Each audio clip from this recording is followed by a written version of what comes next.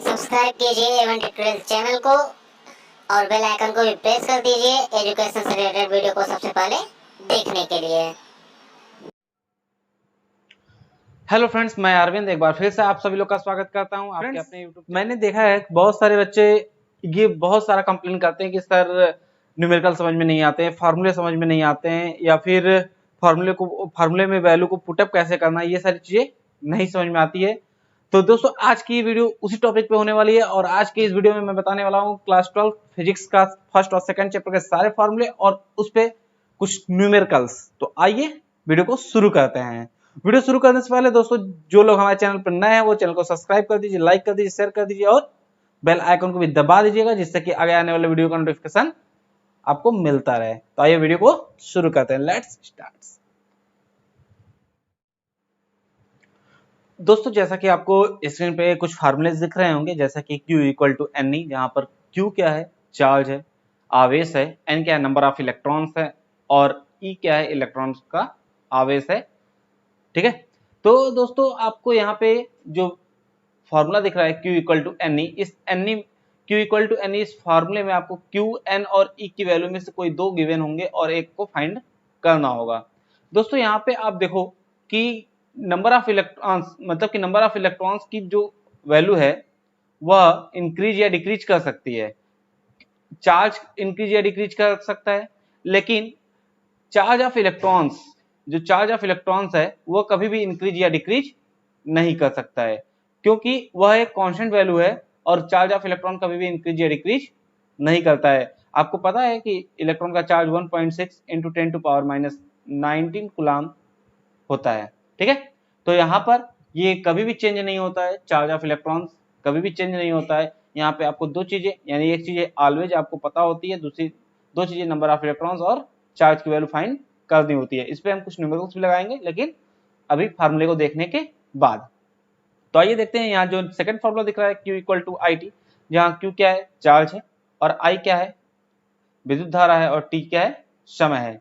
आपको पता है कि Q equal to I T, students ये जितने भी फार्मूले हैं उस फार्मूले में आपको एक चीज हमेशा ही याद रखनी है कि आप जिस भी फार्मूले को यूज करेंगे उस फार्मूले में जो भी वैल्यू आप पुटअप करेंगे वो सारी वैल्यू एक ही कैटेगरी की होनी चाहिए। जैसे कि आपने पढ़ा होगा क्लास 11 में फिजिक्स का फर्स्ट चैप्टर जो है उसमें आपको बताया जाता है कि कोई भी वैल्यू का जो यूनिट होना चाहिए वो सेम होना चाहिए। यदि वो एमकेएस सिस्टम में है तो एमकेएस सिस्टम में उसकी सारी वैल्यू होनी चाहिए, यदि वो सीजीएस सिस्टम में है तो उसकी सारी वैल्यू सीजीएस सिस्टम में होनी चाहिए। जैसे कि यहाँ पे ये जो सेकंड फार्मूला आपको दिख रहा है, इस सेकंड फार्मूले में Q equal to I T, इस सेकंड फार्मूले में Q, I और T ये तीन पॉइंट्स हैं या तीन वैल्यूज हैं। इन तीनों वैल्यूज के तीनों वैल्यूज जो हैं वह या तो एमकेएस सिस्टम में हो या सीजीएस सिस्टम में, तब हम इजीली इसको पुटअप करके सॉल्व कर सकते हैं। यदि बाई चांस कोई इसमें से दो सीजीएस में है और एक एमकेएस में है तो आपके पास दो ऑप्शंस होते हैं, या तो फिर आप दोनों सीजीएस को एमकेएस में कन्वर्ट कर लो या तो फिर एमकेएस को सीजीएस में कन्वर्ट करके सॉल्व कर लो। अब कुछ लोगों का डाउट ये होगा कि एमकेएस या सीजीएस होता क्या है, तो आइए इस बात को भी थोड़ा सा क्लियर कर देते हैं। जैसे कि आप क्लास 11th में यूनिट डायमेंशन एंड यूनिट्स इस नाम का एक चैप्टर पढ़ा होगा। इस चैप्टर में आपको बताया जाता है कि मतलब कि किसी भी चीज को मेजर करने के लिए, किसी भी चीज को मेजर करने के लिए दो टाइप्स के यूनिट्स होते हैं। ठीक है, एमकेएस सिस्टम और सीजीएस सिस्टम। एमकेएस सिस्टम में जो केजी का यूनिट होता है, मतलब कि किग्रा का जो यूनिट होता है वो किलोग्राम होता है, और वही सीजीएस सिस्टम में आ जाए तो ग्राम हो जाता है। मीटर का, जैसे कि लेंथ का हो गया, तो एमकेएस सिस्टम में वो मीटर होता है तो सीजीएस सिस्टम में वो सेंटीमीटर में कन्वर्ट हो जाता है। इस तरीके से तो इस बात को भी आपको ध्यान देना है, तब आप न्यूमेरिकल को आसानी से समझ सकते हो और सॉल्व कर सकते हो। दोस्तों यहाँ पे आप सेकंड फार्मूला देखो, second formula F is equal to 9 into 10 to power 9 Q1 Q2 upon R square. ठीक है, ये थर्ड वाला जो फार्मूला है, इस थर्ड वाले फार्मूले में, इस थर्ड फार्मूले में आप एक चीज समझो कि ये 9 इंटू 10 टू पावर 9 एक कांस्टेंट टर्म है जिसकी वैल्यू हमने पुटअप कर दी है। आप इस फार्मूले को यदि बुक में देखते हो तो ये फार्मूला बुक में कुछ इस टाइप का दिखेगा कि F is equal to 1 upon 4 pi epsilon naught Q1 Q2 upon R square. अब ये 1/4 पे एप्सिलॉन नॉट जो है उसकी वैल्यू होती है 9 × 10⁻9। यहाँ पे जो f इज इक्वल टू 1/4 पे epsilon naught Q1 Q2 upon R square है, और यहाँ पे 1/4 पे एप्सिलॉन नॉट की जो वैल्यू होती है वो 9 × 10⁻9 होती है। आपको ये बात समझ में आ रही होगी। अब यहाँ पे एक और वैल्यू आती है, आप कूलम्ब्स लॉ देखोगे तो बात आती है एप्सिलॉन की, ठीक है, कि एप्सिलॉन क्या होता है।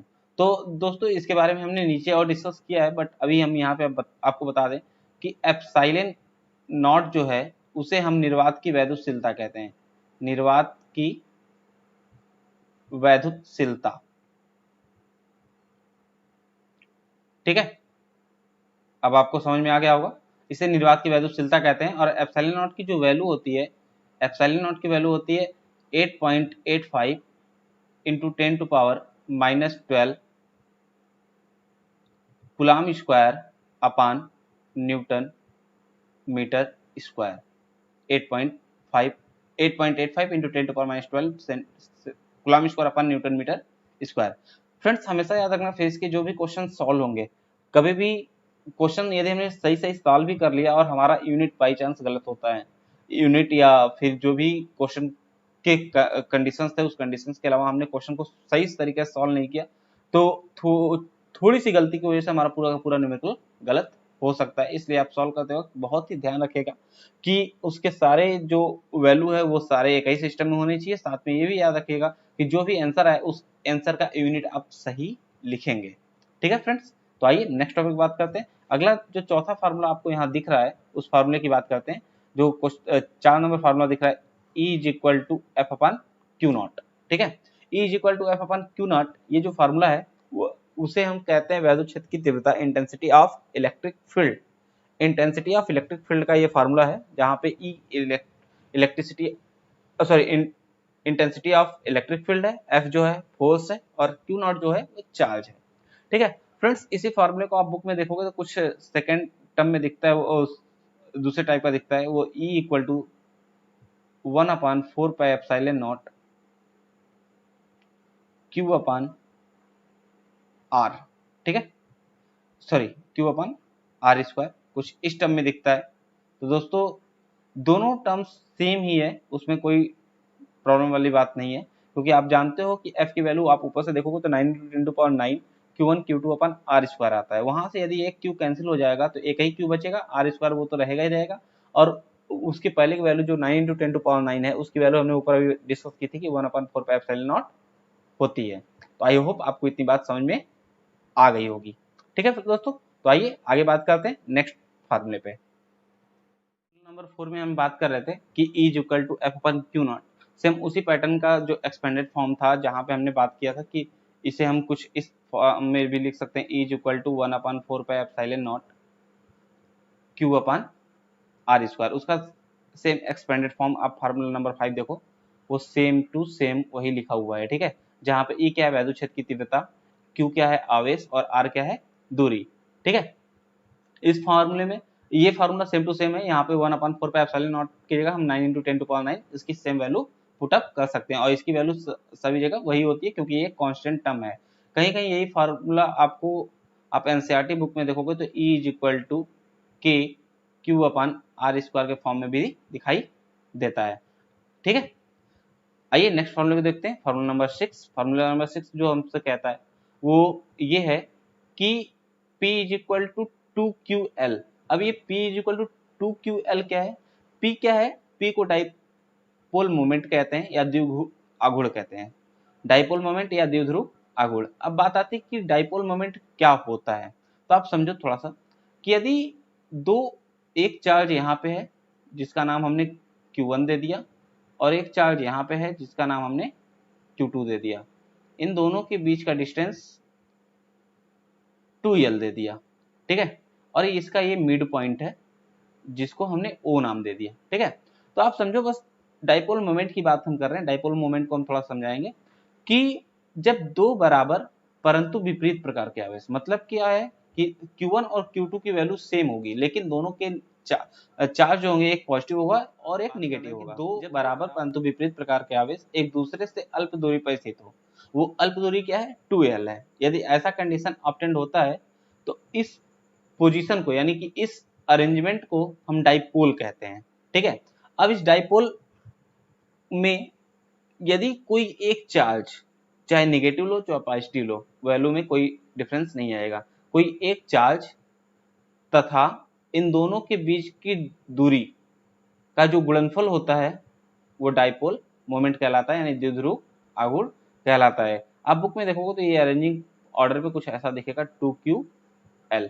ठीक है, तो दोस्तों आप फिर से एक बार डिफिनेशन सुन लो। डाइपोल मोमेंट का क्या होता है कि जब दो बराबर परंतु विपरीत प्रकार के आवेश एक दूसरे से अल्प दूरी पर स्थित होते हैं तो उन दोनों में से कोई एक आवेश तथा उनके बीच की दूरी के गुणनफल को डाइपोल मोमेंट कहते हैं। इसे P से डिनोट करते हैं, जैसा कि आप यहाँ पे देख रहे होंगे फॉर्मूले में भी यहाँ पे हमने लिखा है P is equal to 2ql। ठीक है, आई होप आपको बात समझ में आ गई होगी। आइए नेक्स्ट टॉपिक देखते हैं। नेक्स्ट टॉपिक जो है हमारा formula E is equal to 9 into 10 to power 9 2pr upon r square minus l square. दोस्तों ये जो फार्मूला है E is equal to 9 into 10 to power 9 2pr upon r square minus l square का whole square, ये जो formula बना हुआ है मतलब कि डाइपोल मोमेंट के कारण वैद्युत क्षेत्र की तीव्रता, मतलब द्विध्रुव आघूर्ण के कारण वैद्युत क्षेत्र की तीव्रता की दो स्थितियां होती हैं। ठीक है, जैसा कि आप यदि इसको नहीं समझे तो हमने इस चैप्टर को पढ़ाया हुआ है। इस चैप्टर का लिंक हमने डिस्क्रिप्शन में दिया हुआ है, वहां से आप जाके इस चैप्टर को पढ़ सकते हो। ठीक है दोस्तों, उस चैप्टर में आप पढ़ सकते हो कि ये फार्मूला कहाँ से जनरेट होता है। इस फार्मूले को जनरेट मतलब कि कैसे प्रूव करेंगे इस फार्मूले को हमने वहां पे बताया हुआ है, आप वहां से जाकर उसे देख सकते हो। दोस्तों ये जो फार्मूला है E is equal to 9 into 10 to power 9 2pr upon r square minus l square whole power 2, ये जो फार्मूला जनरेट होता है वह अच्छी स्थिति में, किसी किसी बुक में अच्छी स्थिति लिखा होता है, किसी किसी बुक में ये अनुप्रस्थ स्थिति लिखी होती है। ठीक है, तो आप बस इतना समझो कि हॉरिजॉन्टल प्लेन पे जब कोई डाइपोल मोमेंट होता है तो उस कंडीशन में जो इसका इलेक्ट्रिक फील्ड इंटेंसिटी होती है, वैद्युत क्षेत्र की तीव्रता जो होती है वो E is equal to 9 into 10 to power 9 2pr upon r square minus l square whole power 2 find होता है। जहां पे आप जानते हो कि E क्या है वैद्युत क्षेत्र की तीव्रता, P क्या है डाइपोल मोमेंट यानी द्विध्रुव आघूर्ण, R क्या है दूरी और L क्या है लंबाई। ठीक है, नेक्स्ट फार्मूला आता है friends E is equal to 9 into 10 to power 9 P upon r square plus l square whole power 3/2। दोस्तों ये फार्मूला और ऊपर वाला फार्मूला सेम ही है, मतलब कि दोनों कंडीशन क्या है, डाइपोल मोमेंट के कारण intensity of the electric field, मतलब इलेक्ट्रिक वैद्युत क्षेत्र की तीव्रता द्विध्रुव आघूर्ण के कारण। ऊपर वाला फार्मूला नंबर 7 जो था, उस फार्मूला नंबर 7 का कंडीशन क्या था कि ये हॉरिजॉन्टल था और इसका कंडीशन क्या है, ये वर्टिकल है। ठीक है, तो दोनों फार्मूले में कोई विशेष प्रॉब्लम नहीं है, तो दोनों को देख लीजिएगा। यदि ना समझ में आए तो इसका प्रूडेशन जरूर जाके देखिएगा, हमने लिंक डिस्क्रिप्शन में दिया हुआ है। नेक्स्ट फार्मूला आता है tau is equal to P sine theta, जहां P क्या है बल युग्म आघूर्ण है, सॉरी टाउ क्या है बल युग्म आघूर्ण है, P क्या है द्विध्रुव आघूर्ण है, E क्या है वैद्युत क्षेत्र की तीव्रता और थीटा कोण है, आप भी जानते ही हो। मतलब क्या है कि जब कोई डाइपोल मोमेंट किसी इलेक्ट्रिक फील्ड में रखा हो और वह अपने एक्सिस पे रोटेट कर रहा हो तो उस कंडीशन में उस डाइपोल मोमेंट पर एक फोर्स अप्लाई होता है जिसे हम बल युग्म आघूर्ण कहते हैं, जिसे हम टाउ से रिप्रेजेंट करते हैं। तो tau is equal to P sine theta. आपको ये टॉपिक भी उसी वीडियो में मिल जाएगी जिस वीडियो में आपको ऊपर वाले दोनों फार्मूले का प्रूडेशन मिलेगा, तो आप जरूर जाके देख लीजिएगा। तो आइए नेक्स्ट फार्मूला देखते हैं। E is equal to 9 into 10 to power 9 qx upon a square plus x square whole power 3/2। Friends ये फार्मूला बहुत ही इंपॉर्टेंट है, इस फार्मूले का प्रूडेशन भी मोस्ट इंपॉर्टेंट है क्योंकि मैक्सिमम टाइम में आपके एग्जाम में पूछा जाता है। क्वेश्चन फार्मूला नंबर 7 और फार्मूला नंबर 8 भी आपके एग्जाम में पूछा जाता है, यानी फर्स्ट नंबर चैप्टर से देखा जाए तो ये 3 फार्मूले हैं जो आपके एग्जाम में सीधे सीधे प्रूडेशन के फॉर्म में पूछे जाते हैं। यदि आप अनसॉल्व उठा के देखोगे तो वहां पे आपको हर साल यदि जितने भी सेट बनते हैं उन सभी सेट में हर साल आपको कुछ क्वेश्चन दिख जाएंगे। ठीक है, तो आप अच्छे से इसे जरूर तैयार करना, इंपॉर्टेंट है क्योंकि इस पे न्यूमेरिकल पूछे जाते हैं। तो दोस्तों आइए जो हमारा फार्मूला नंबर 10 था उस पर थोड़ा सा डिस्कस करते हैं, उसके बाद फिर आगे बात करते हैं। फ्रेंड्स जो फार्मूला नंबर 10 है वो क्या है, किसी वलय के कारण, कोई वलय है जिसका स्ट्रक्चर हम थोड़ा सा दिखाते हैं आपको। अब देखो यहाँ पे आप एक वलय है, इस वलय से r दूरी पर एक पॉइंट है P, ठीक है। इस और ये इसका ओरिजिन है और यहाँ से इसकी रेडियस स्मॉल a है, ठीक है। और यहाँ से यहाँ तक आप या तो x मान लेते हैं और ये वाले डिस्टेंस को r मान लेते हैं, ठीक है। तो इस कंडीशन में जो इलेक्ट्रिक फील्ड है यानी कि इस वलय के कारण बिंदु P पर जो वैद्युत क्षेत्र की तीव्रता जनरेट होती है उसके लिए फॉर्मूला आता है E = 9 × 10⁹ qx/a² ठीक है। जहां पे E क्या है वैद्युत क्षेत्र की तीव्रता, Q क्या है आवेश, X क्या है दूरी और A क्या है त्रिज्या, ठीक है फ्रेंड्स। तो आपको इतनी बात समझ में आ गई होगी। तो आइए नेक्स्ट चैप्टर जो है लेसन नंबर 2 उसका भी कुछ फार्मूला है उसे भी हम देख लेते हैं, फिर हम उसके बाद चलेंगे न्यूमेरिकल पे। तो आइए देखते हैं सेकंड नंबर चैप्टर के कुछ फार्मूले। दोस्तों आइए शुरू करते हैं चैप्टर नंबर 2 और चैप्टर नंबर 2 के कुछ फार्मूले हैं उस फार्मूले को डिस्कस करते हैं। जिससे कि आपको इसका पहला फार्मूला दिख रहा होगा वो है फाई = ES cos थीटा। कहीं बुक में आपको ये EA cos थीटा के नाम से भी दिख जाएगा, जहाँ पे एक S और A दोनों क्षेत्रफल ही होता है, ठीक है। और फाई क्या है, फाई को वैद्युत फ्लक्स कहते हैं, ठीक है। सेकंड फार्मूला हमारा आता है फाई = Q/ε0। अब बात आती है कि फाई = Q/ε0। ये जो फॉर्मूला है ये इस चैप्टर का मोस्ट इंपॉर्टेंट फार्मूला है, क्योंकि इसी फार्मूले पे जितने भी इसके आगे फार्मूले मिलेंगे वो सारे के सारे इसी फार्मूले पे डिपेंड करेंगे। क्यों? क्योंकि ये इसी फार्मूले के अकॉर्डिंग वो फार्मूले जनरेट कराए जाएंगे, ठीक है। तो आइए देखते हैं कि फाई = Q/ε0 है क्या। दोस्तों ये एक गॉस थ्योरम है। गॉस नामक साइंटिस्ट ने एक थ्योरम दी थी कि यदि कोई क्लोज सरफेस हो तो उस क्लोज सरफेस में यदि इलेक्ट्रिक फील्ड जनरेट करा दिया जाए तो उससे निकलने वाले जो वैद्युत फ्लक्स की क्वांटिटी होगी वह उस क्लोज्ड सरफेस पर उपस्थित चार्ज का 1/ε0 गुना होगा, ठीक है। मतलब क्या है, गॉस थ्योरम का एक स्टेटमेंट था, उस स्टेटमेंट के अकॉर्डिंग हम बात करें तो हम सीधे सीधे कह सकते हैं कि गॉस ने कहा कि यदि कोई बंद परिपथ हो तो बंद परिपथ में उपस्थित आवेश से मतलब कि उस बंद परिपथ से निकलने वाला वैद्युत फ्लक्स की जो संख्या होगी वह उस पर उपस्थित आवेश का 1/ε0 गुना होगा, ठीक है। आई होप आपको बात समझ में आ गई होगी। जैसे कि इसको हम थोड़ा सा समझाते हैं तो आप देखो, जैसे कि मान लो कि ये आपको एक सरफेस मिला तो ये सरफेस क्या है क्लोज्ड है। तो यदि क्लोज सरफेस है तो मान लो plus Q charge plus Q charge plus Q charge और प्लस क्यू चार्ज, यानी कि इस पूरे सरफेस पे क्या है प्लस क्यू चार्ज है, ठीक है। तो इससे जो निकलने वाले फ्लक्स होंगे फाई की जो वैल्यू होगी यहाँ से निकलने वाली, ठीक है, सॉरी यहाँ से जो फाई की वैल्यू होगी वह होगी Q/ε0। ε0 की वैल्यू तो आपको पता है, ऊपर हमने बताया 8.85 × 10⁻12, वो भी एक कांस्टेंट वैल्यू है तो वो चेंज होने वाली नहीं है। अब बात डिपेंड करती है कि ये जो सरफेस है इस सरफेस पे हमारा चार्ज कितना है। यदि चार्ज जो भी वैल्यू होगी उसके साथ हम डिवाइड करेंगे ε0 की वैल्यू को और जो आएगा वो हमारा आंसर होगा, ठीक है। आई होप आपको समझ में आ गया होगा। तो आइए नेक्स्ट टॉपिक बात करते हैं, टॉपिक नंबर 3। तो आइए फ्रेंड्स देखते हैं कि फार्मूला नंबर जो 3 है वो फार्मूला नंबर 3 मतलब कि क्या है और कैसे ये डिफाइन होता है, ठीक है।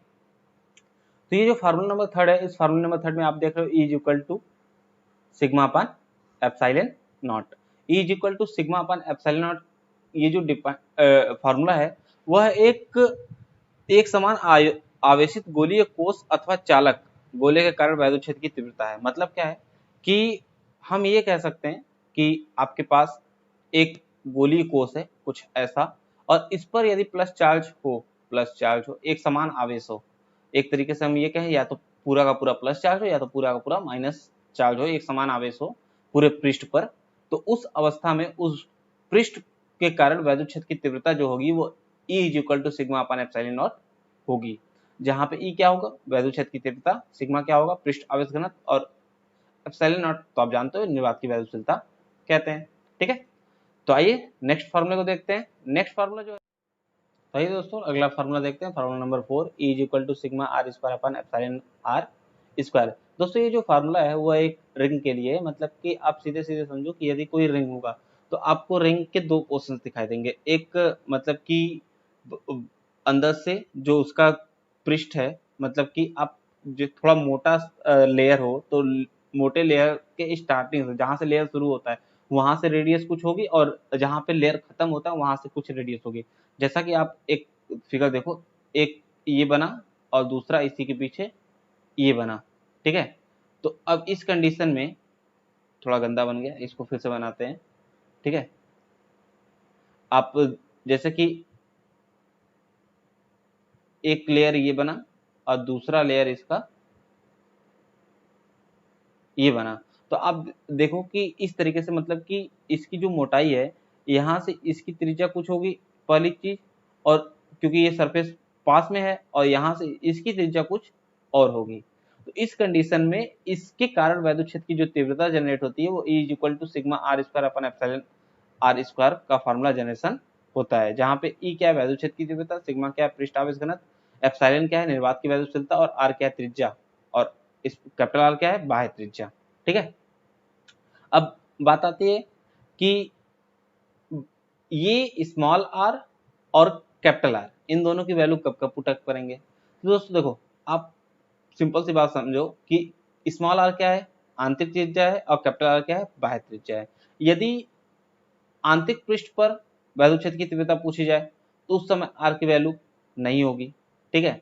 और बाह्य पृष्ठ पर पूछा जाए तो उस समय स्मॉल आर और प्लस कैपिटल आर दोनों होगा। अब दोनों कंडीशन में आप इनकी वैल्यू को जीरो नहीं कर सकते, क्योंकि वो क्वेश्चन ही इस तरीके से मिलेगा जहां पे आप इसकी वैल्यू जीरो नहीं करोगे। क्यों?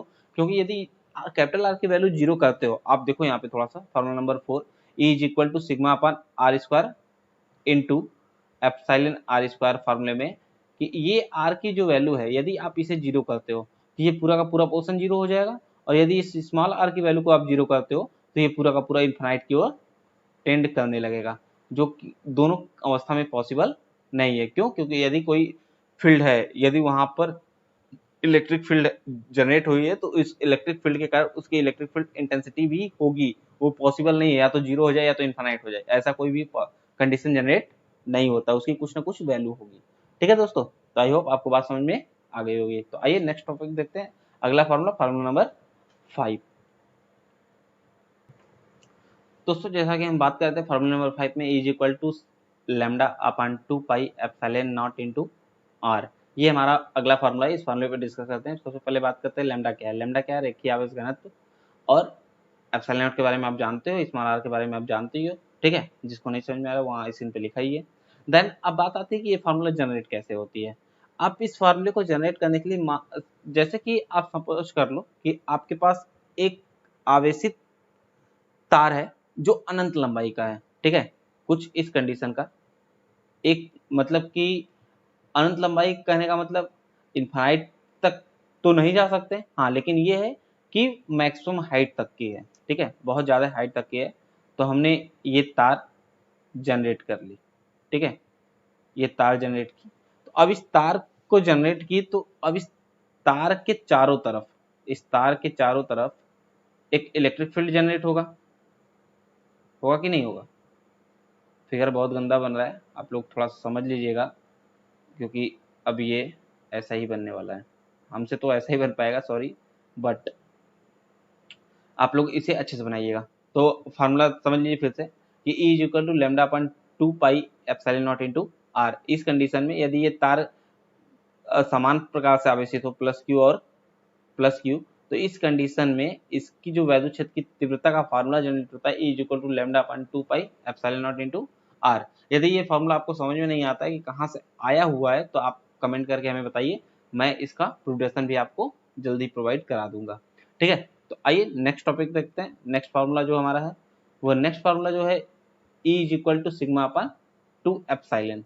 E is equal to sigma upon 2 epsilon की जो वैल्यू है, इस वैल्यू में E क्या वैद्युत क्षेत्र की तीव्रता, पृष्ठ आवेश घनत्व तो सिग्मा है, और निर्वात की वैद्युतशीलता एप्सिलॉन नॉट है, ठीक है। वैसे ही अगला फार्मूला मिलता है E is equal to sigma 1 plus sigma 2 upon 2 epsilon. जहाँ ई इज इक्वल टू वैद्युत क्षेत्र की तीव्रता, सिग्मा 1 सिग्मा 2 क्या है पृष्ठावेश घनत्व, और एप्सिलॉन क्या है निर्वात की वैद्युतशीलता। दोस्तों यही फार्मूला, दोस्तों आपको इतने ही फार्मूले चैप्टर नंबर 1 और चैप्टर नंबर 2 में मिलेंगे, इससे ज्यादा कोई भी फार्मूला नहीं है, और इतने ही फार्मूले पे आपसे न्यूमेरिकल पूछे जाएंगे। बस केवल आपको सोचना है कि कौन सा फार्मूला, मतलब कि कैसे आपको ध्यान देना है कौन सा फार्मूला कौन से क्वेश्चन के लिए अप्लाई करना है। दोस्तों इस बात को भी मैं इसी वीडियो में डिस्कस करने वाला हूँ। आइए कुछ एग्जांपल्स लेते हैं क्वेश्चन के और फिर बात करते हैं।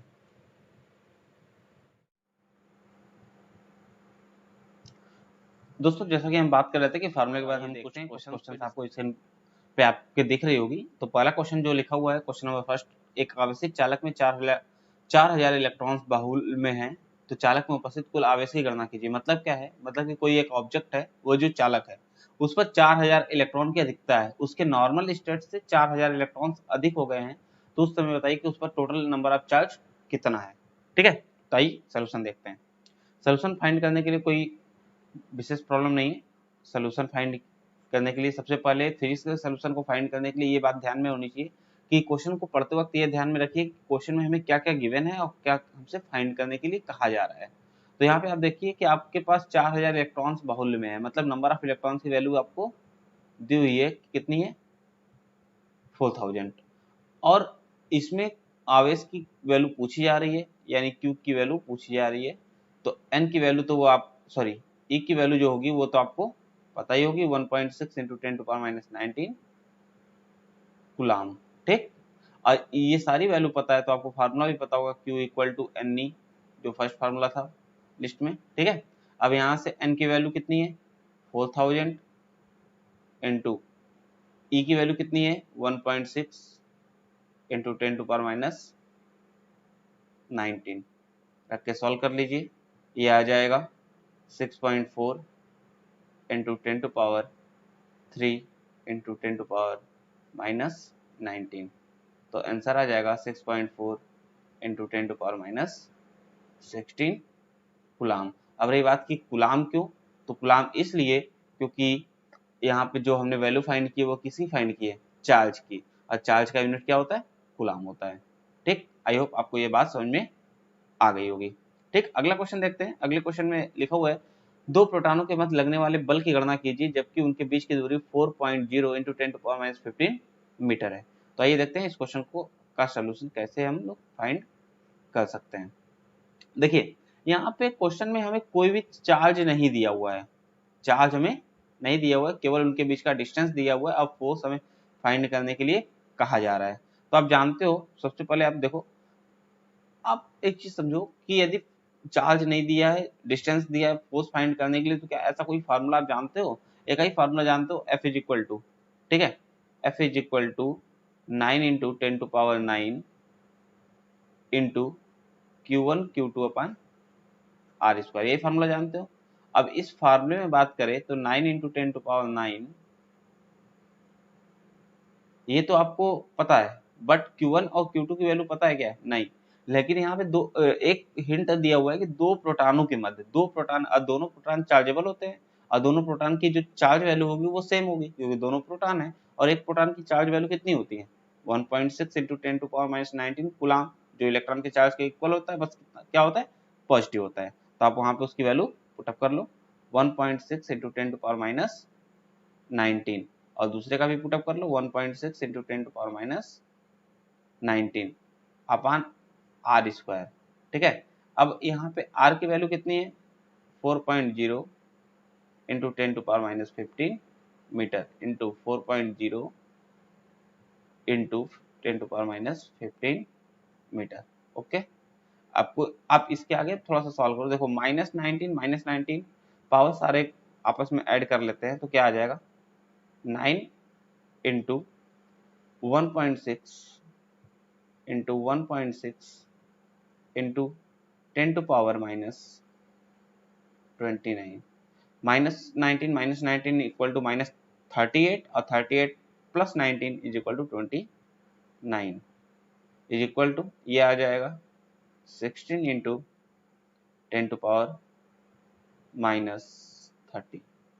जब हम इसको सॉल्व करेंगे तो ये जो वैल्यू आएगी वो आ जाएगी 9 into 1.6 equal to 2.96 into 10 upon 16।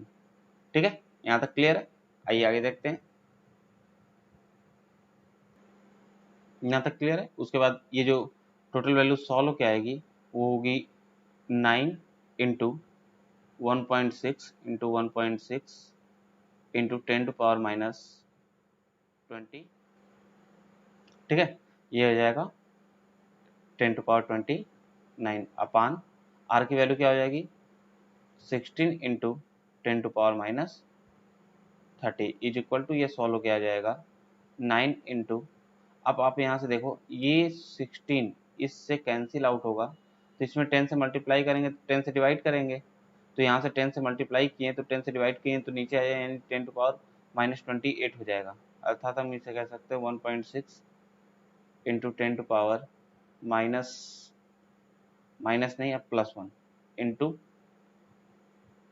1/10 is equal to, ये सॉल्व किया जाएगा 9 इंटू 1.6 इज इक्वल टू, क्योंकि ये 10 से 10 कैंसिल हो जाएगा, इक्वल टू 1.144 और एक अंक पे डेसिमल लगा देंगे तो इक्वल टू कितना न्यूटन। ये रहा आपका आंसर। आई होप आपको समझ में आ गया होगा। तो आइए नेक्स्ट क्वेश्चन देखते हैं, तीसरा क्वेश्चन, उसके बारे में डिस्कस करते हैं।